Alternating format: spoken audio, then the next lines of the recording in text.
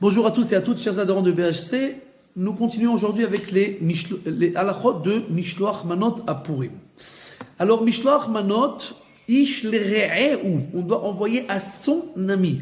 Donc, contrairement au Matanot Laevenim, on doit donner à deux pauvres. Là, on doit donner des manot, deux plats à un ami. Re'ehu, c'est son prochain.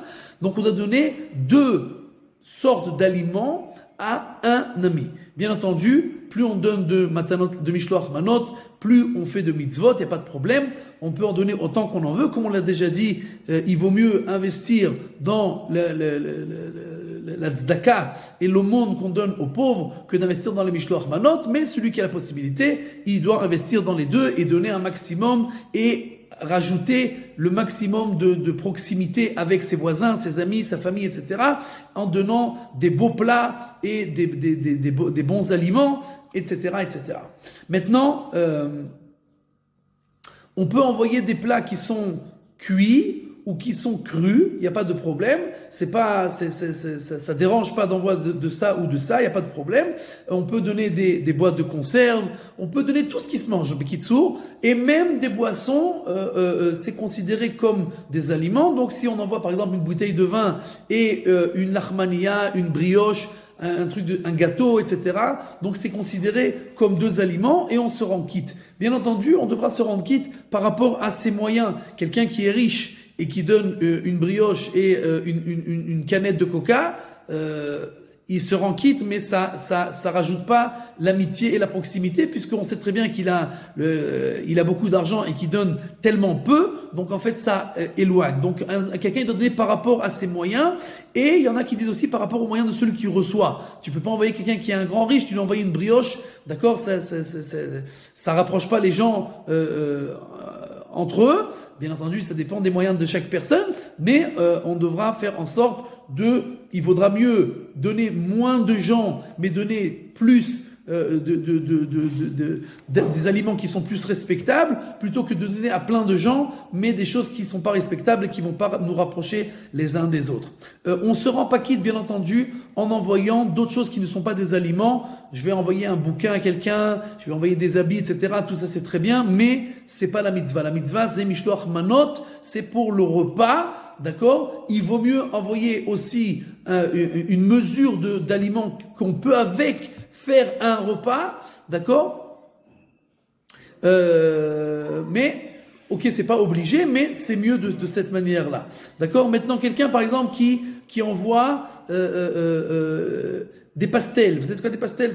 C'est de la pâte filou ou de la pâte feuilletée qui est remplie avec des aliments à l'intérieur.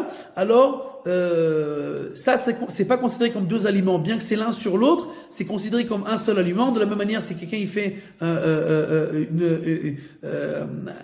un poisson avec frit avec un œuf, c'est considéré comme un seul aliment. Il faudra envoyer aussi un deuxième aliment, et il vaut mieux envoyer les aliments en même temps. Il ne faut pas envoyer un après un autre, il faut mieux les envoyer ensemble pour faire la mitzvah comme il faut. Bien entendu, les enfants aussi et les femmes aussi sont obligés de faire cette mitzvah. Une femme enverra à une femme, un homme enverra à un homme. Après qu'on a fait la mitzvah une fois, on peut faire ce qu'on veut avec les autres mishloach manot, on peut envoyer ce qu'on veut à qui on veut, il n'y a pas de problème, mais au moins une fois il faut la faire comme il faut, d'accord? Et un homme n'enverra pas à une femme, parce que alors ça peut faire des complications, ça peut considérer comme des kiddushim, après ils sont peut-être comme Bekitsour, c'est compliqué. Il faudra envoyer un homme à un homme, une femme à une femme, et les enfants aussi, il faut les éduquer à faire des mishloach manot à leurs amis. On parle des enfants qui sont arrivés à l'âge de l'éducation, et eux aussi, ils ont l'obligation de faire les mishloach manot. Un enfant qui a 13 ans et une fille qui a 12 ans, là c'est déjà plus une histoire d'éducation, ils sont obligés, d'accord, de faire les mishloach manot et les matanot laevionim. Bien entendu, on parle, s'ils n'ont pas d'argent, alors les parents, ils devront aider. Ils sont pas obligés, mais il vaut mieux, parce que après, en fait, les enfants, ils peuvent pas faire leur mitzvah et ils sont obligés de faire la mitzvah. Donc, on devra les aider, et ils ont l'obligation de faire ces mitzvot-là comme les grands, puisqu'ils sont déjà grands, ils ont déjà l'âge de bar mitzvah, de la bat mitzvah. Donc, ils ont toutes les obligations comme toutes les grandes personnes. On devra faire en sorte d'accord, que les enfants qui sont